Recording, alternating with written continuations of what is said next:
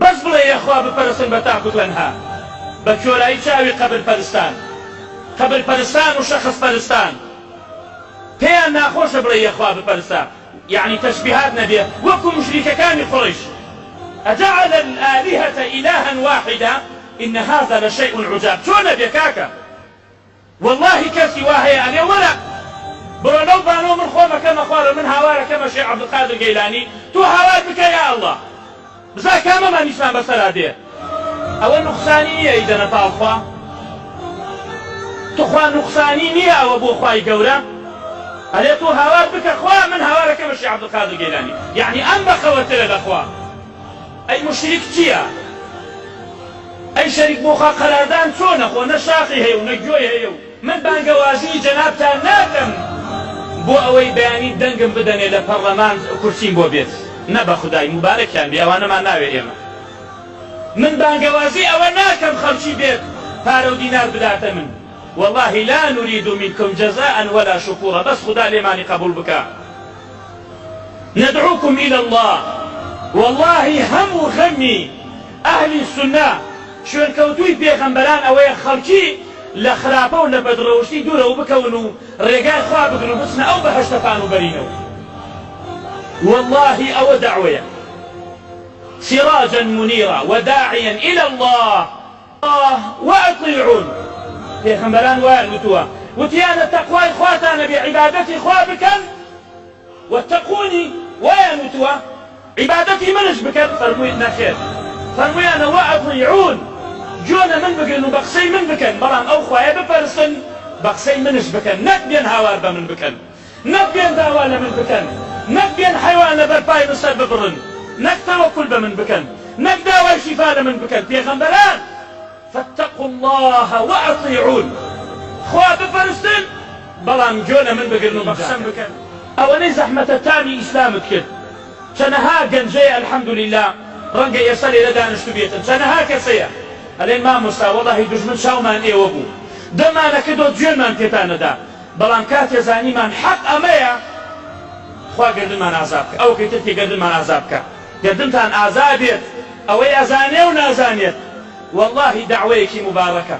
پێغەمبەران داوای ئەجر و پاداش لە کەس ناکەن، ئاگداری ئەو فاسقانەش بن کە لە تەعزیەکان قورئانە خوێنن. ئەو فاسقانە نەک مەلا و بیخەنە ژوورەوە و گۆشتی گردێکی بۆ دابنن، ئەوانە فاسقن، ئەوەشی پارەیەدا پێ شەریکە لەگەڵیان. دوای نەک بڵێن کاکە مامۆستایان باسی ناکەن، زۆرمان باس کردووە، زۆر شت ئەزانێ خەڵک. کەسێ قورئان بفرۆشێ بە پارە ئەوە کەی ئیشی سەحابەیە، ئەوە کەی ئیشی تابعی بووە، ئەوە کەی ئیشی پیاو چاکانە. مزگەوت جێی ئەوەیە جغارێتیا بخورێ و ئینسانی نێژنەکەر بێتە ژوورەوە و ئینسانی بۆندەمی عەرەقی لێ دەبێتە ژوورەوە. الفاتحە قورئان بخوێنی بە پارە ئەی فاسق، ئەو کەسەشی پارەیە داتێ جەوابی حاصلکە بۆ لای خوای گەورە میهرەبان لە قیامەتە. کەسی وا هەیە فێر قورئانە بێ لە منارێ و هەنەیستەوە بەس بۆ ئەوەی پارەی پێ پەیا بکە. ئەوە داوای پێغەمبەران نییە، ئەوە داوای پیاوچاکان نییە. وەکو هەندێک کەس لە ئێستاکە ئەو ئاەتە بکاتە شیعار بۆ خۆی واعتصموا بحبل الله جميعا ولا تفرقوا.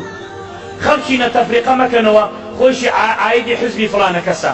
والله عیب و شوورەیە کە مەلا حزبی بێت، ئێتر حزبی ئیسلامی بێ یا حزبی غەیری ئیسلامی بێ. والله عیبە مەلا بێت، قورئان لە سینگ بێت، فەرموودە لە سینگ بێت بچێ حزبایەتی بکە، بچێ بۆ لای ئەم مەقەڕەکە و بۆ ئەو مەقەڕەکە و بزا لەسەرەوە چی ئەمری پێکەن ئەمش گوێ بگری. ئەی زەلیل، ئەی خازل، تۆ مەلای، تۆ عیلمت پێیە، تۆ وەرەسەی پێغەمبەرانی، ئەبێ خەڵکی بێ بۆ لای تۆ، ئەبێ خەڵکی گوێ لە تۆ بگرێت. بەڵام مع الأسف مەلا بەناوەی دینەوە، مامۆستا بەناوەی دینەوە، هەر یەکی حزبێک و هەر یەکی لایەنێک، بۆیە هەیبەتی مەلاش لەناو خەڵکی نەماوە. هەیبەت کوا ماوە؟ هەیبەتی مەلا کوا ماوە لەناو خەڵکی؟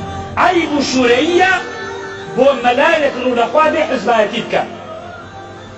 چجا حرام شە لە شەرعی خوای پەروەردگار؟ یا ڕەبی خودایە پەنامان بدەی لەوانە نەبین یا ڕەب العالەمین. ئەو کەسانەی کە خەڵک ئەڕفێنن بۆ پارە، مناڵ ئەڕفێنن، خەڵک ئەڕفێنن، دوای داوای پارەیان لێکەن. ئەو کەسەی کەوا خۆیان تەقێنێتەوە لەناو خەڵکیە، ئەو کەسەی کەوا مناڵ و ئەختیار و خەڵکە کوژێت براکانم ئەوە بیدەنە ئەولاوە ئەوە ئیسلام لەوە بەریە ئیسلام بەو شتە ڕازی نییە ئیسلام لەگەڵ ئەوەیە ئەگەر کەسێدا بتەڵەکێنێ بەڵێ حەڵاڵ نییە بۆت چجا خەڵکی بکوژێت چجا مناڵ بکوژێت چجا فەسادی و ئەژاوە بنێتەوە ئەوە ئیشی کوفرە واللهی ئیسلام لەوە بەریە